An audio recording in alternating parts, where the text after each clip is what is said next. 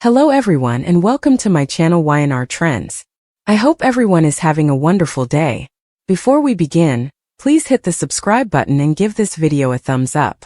Diane had always allowed. She knew the depths of treason in Genoa City, that she had seen every shadow lurking in the lives of the important and the privileged, but nothing could have prepared her for the disclosure that awaited her in the quiet, putatively inoffensive office of Newman Enterprises, where lines were supposed to hold nothing further than fiscal records and commercial correspondence. As she sifted through documents, searching for answers about Billy's recent mysterious absences and Victor's cryptic phone calls, her eyes landed on a brochure she had no way seen ahead, marked with Victor's unmistakable button, but in a handwriting that was unexpectedly strange, nearly conservative, nearly uncommunicative. The documents outside were scrupulous, describing deals, meetings, and movables that suggested further than just business. They suggested at a connection so intimate, so dangerously entwined, that Diane's heart pounded with a admixture of fear and disbelief as she realized she was witnessing evidence of commodity she no way could have imagined. Victor, the primogenitor of Newman Enterprises, a man whose life was a maze of schemes, manipulations, and precisely guarded secrets, was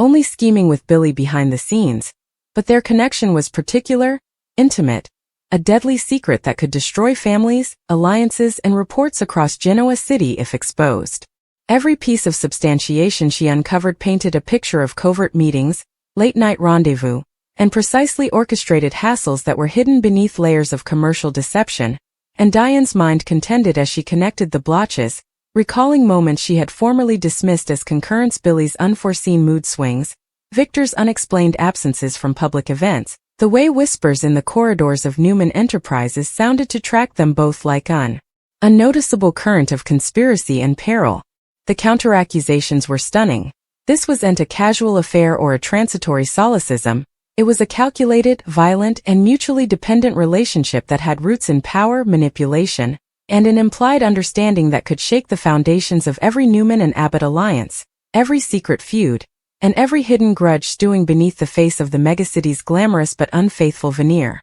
Diane's studies contended to the people who would be devastated if the verity ever surfaced. Nikki, blindsided by the treason of the man she had trusted for decades, her vulnerability exposed to the harsh light of gossip and reproach. Victoria, who had always doted her father's business wit and moral cunning, now faced with the consummation that those rates could be tainted by solicitations and commitment she no way imagined. And of course Billy himself, whose career, character, and precisely cultivated image could deteriorate in a moment if his connection to Victor were revealed. A disclosure that would not only jeopardize his particular life, but also unhinge the fragile balance of power among Genoa City's elite families, creating ripples that would extend far beyond the walls of Newman Enterprises. Diane's palpitation quickened as she recalled once hassles that now sounded sinisterly visionary: the late-night calls she had interdicted, the unforeseen meetings Victor had with Billy at obscure locales, the cryptic dispatches she had brushed off as professional, all of it now painted in a pictorial, unsettling light, revealing a web of conspiracy and secretiveness that was as emotionally charged as it was strategically profitable.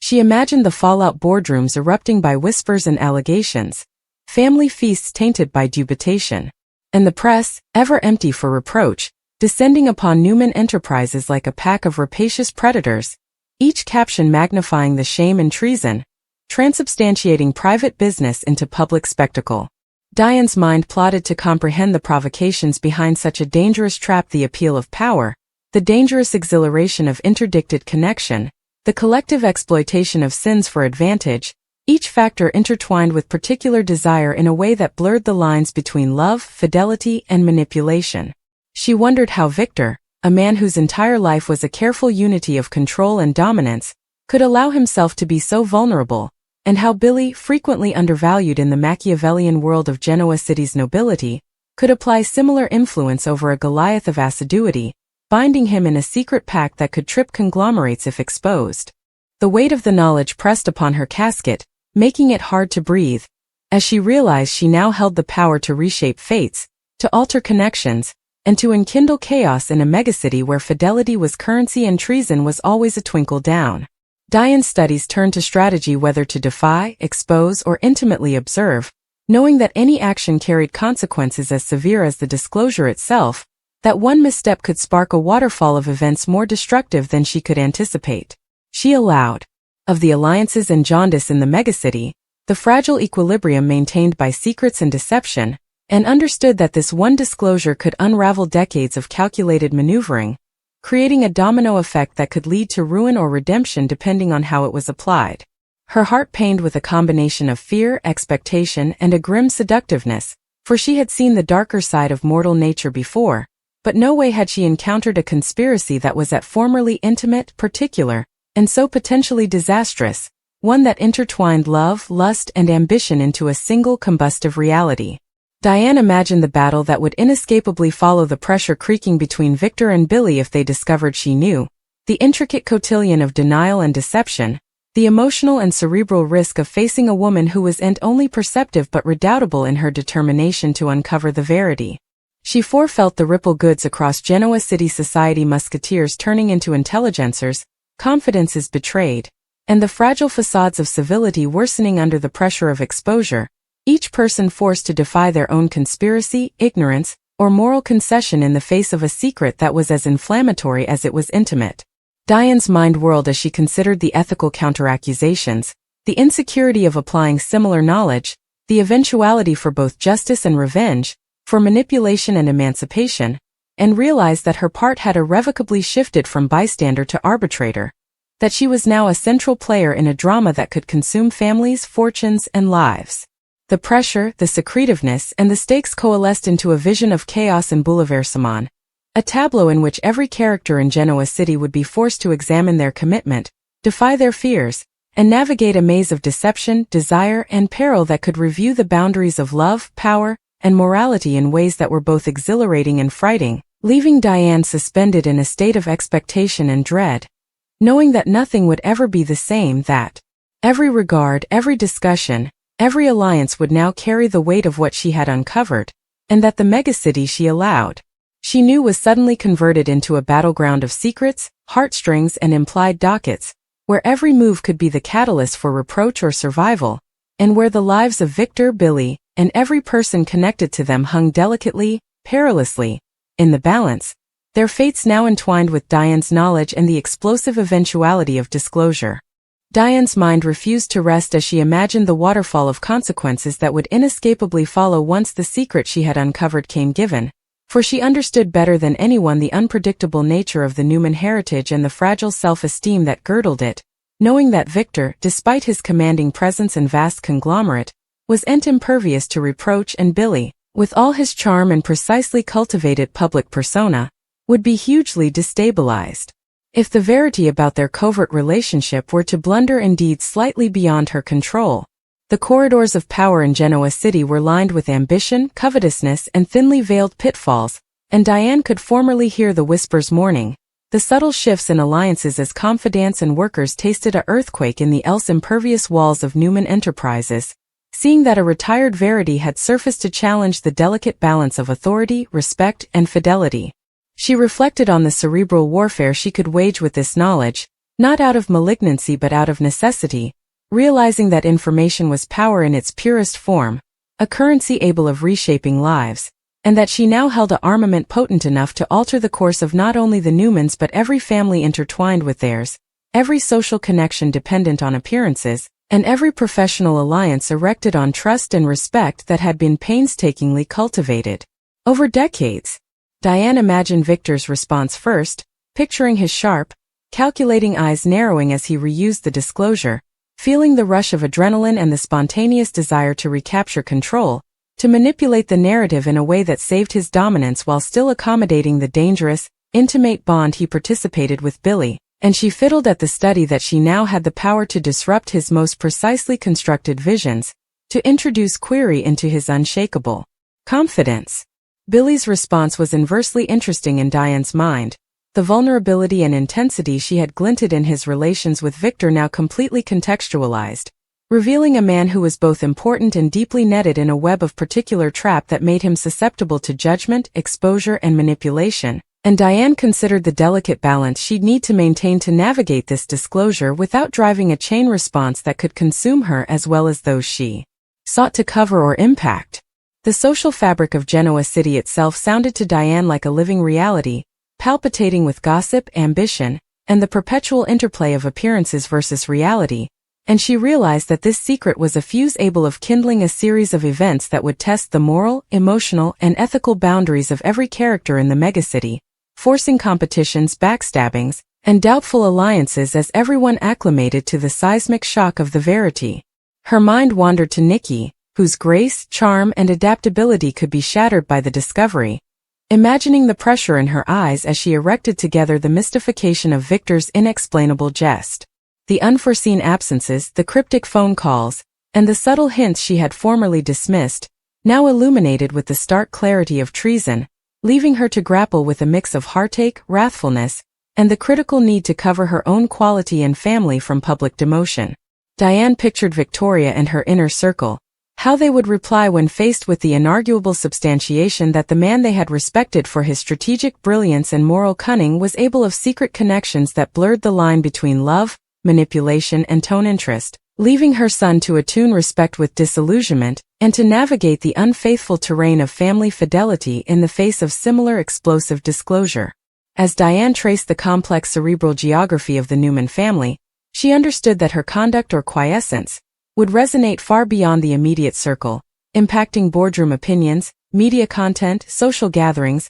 and indeed casual exchanges that could amplify the impact of the reproach, creating a ripple effect in which every word, regard, or gesture might carry retired meaning or implicit consequence. The further Diane considered the social, emotional, and professional stakes, the more intricate the web of possibilities came, and she honored that this secret wasn't simply a matter of passion or particular solecism. It was a fulcrum upon which power, influence, and character balanced precariously, and any shift in its positioning could spark a waterfall of chaos that would envelop both the shamefaced and the innocent suchlike. She allowed of Jack and his propensity for defensive, impulsive action, knowing that if he were to discover the relationship, his response would be immediate and dramatic, potentially raising pressures to the point of battle and forcing Diane to anticipate every contingency,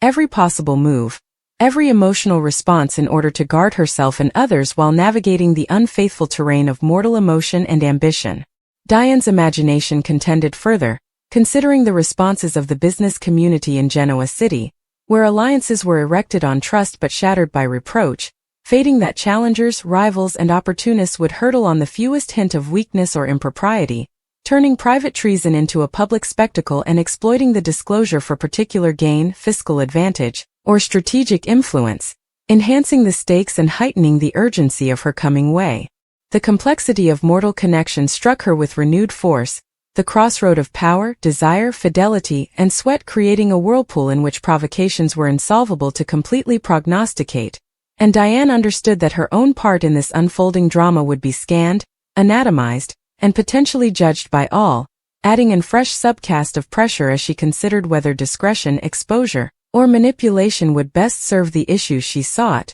whether to cover the innocent, discipline the shamefaced, or maintain her own position as an bystander and influencer in a world defined by secrets and strategic deception. She contemplated the ethical counteraccusations of withholding or participating what she had discovered, fating that each choice carried the eventuality for unintended consequences, that the act of disclosure could spark emotional desolation, professional ruin, or social acceptance, while silence could enable continued manipulation, exploitation, and hidden dockets that might mold and grow more dangerous over time, leaving Diane to weigh morality against pragmatism in a script where the lines between right and wrong, fidelity and treason, were irrevocably blurred. Her studies turned to the media, ever watchful and rapacious for reproach, imagining captions splashed across tabloids, social media feeds, and digital news doors, each one amplifying the drama and transubstantiating particular treason into a public spectacle, enhancing scrutiny and judgment while eroding the precisely constructed facades that both Victor and Billy had maintained for times, leaving them exposed to the light of public seductiveness and combination.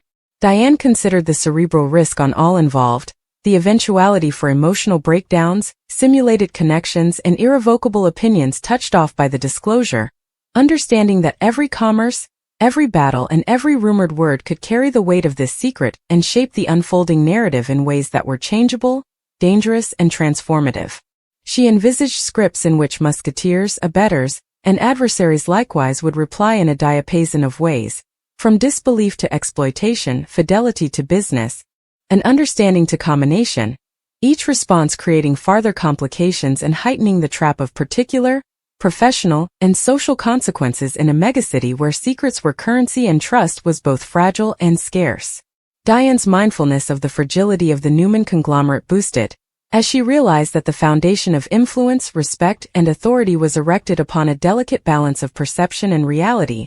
and that the exposure of such a particular yet strategically significant relationship could destabilize not only the individualities directly involved but also the structures, alliances, and power dynamics that had defined Genoa City for decades, forcing her to consider every nuance, every ripple, every implicit chain response with the scrupulous care of a strategist navigating a battleground. Her mind oscillated between seductiveness and dread, charmed by the intensity and audacity of the secret, yet alive about the ineluctable fallout, fating that the trap of desire, ambition, and secretiveness created an unpredictable combination, able of altering lives in profound and changeable ways. Diane pondered the subtle signals she had formerly dismissed as inconsequential, the transitory ganders, enciphered language, and cryptic actions that now revealed themselves as part of an intricate choreography, a deliberate masking of closeness and strategic advantage that needed both actors to maintain perfect synchronization while shielding themselves from the scrutiny of those around them, a delicate balancing act that, once disintegrated, could lead to exposure, embarrassment, and a collapse of control that neither Victor nor Billy could go. The emotional complexity struck her again, the exhilaration and peril of interdicted connection, the exhilaration of covert hassles, the constant concession between power and vulnerability, and the interplay of desire, manipulation, and fidelity that created a shade of conspiracy both compelling and disastrous. Diane imaged the intricate domino effect on particular connections, from musketeers and family to associates and casual familiarity, the way subtle shifts in jest, recently acquired knowledge, and hidden intentions could spark a sequence of events that would review social scales, influence opinions, and alter faithfulness across the megacity, creating a terrain in which every action, every word, every regard carried weight and significance, shaping comprehensions and determining fates. Her mind returned to the proximity of choice, battle or observation, exposure or discretion, manipulation or restraint, fating that each path carried essential threat and price, that timing, prosecution, and perception would be critical in determining issues, and that her part as the deliverer of knowledge placed her in a position of unequaled influence, with the power to cover, to discipline, or to strategically shape the unfolding narrative in a way that aligned with her understanding of justice, fidelity, and survival. Diane's imagination extended further, considering the consequences for Victor's broader conglomerate, the implicit destabilization of business deals, boardroom dynamics, and long-term strategic plans, understanding that particular connections in Genoa City were inexorably linked to professional influence and power, and that the exposure of such a secret would resonate through every stratum of social, commercial, and political commerce, reshaping the geography in ways both subtle and overt. She reflected on Billy's inner circle, his abettors and confidants, and the ineluctable pressure, dubitation, and recalibration that would follow, fating that fidelity would be tested, trust challenged, and alliances reasoned, as every individual assessed the counteraccusations of the disclosure for their own intentions, security, and connections. Diane's contemplation grew more grainy, imagining private competitions, public dishonors, rumored exchanges, and covert accommodations, each script concentrated with emotion, strategy, and threat, a complex interplay of mortal jest, in which every choice could spark consequences of profound magnitude, forcing the actors to navigate a minefield of perception, manipulation,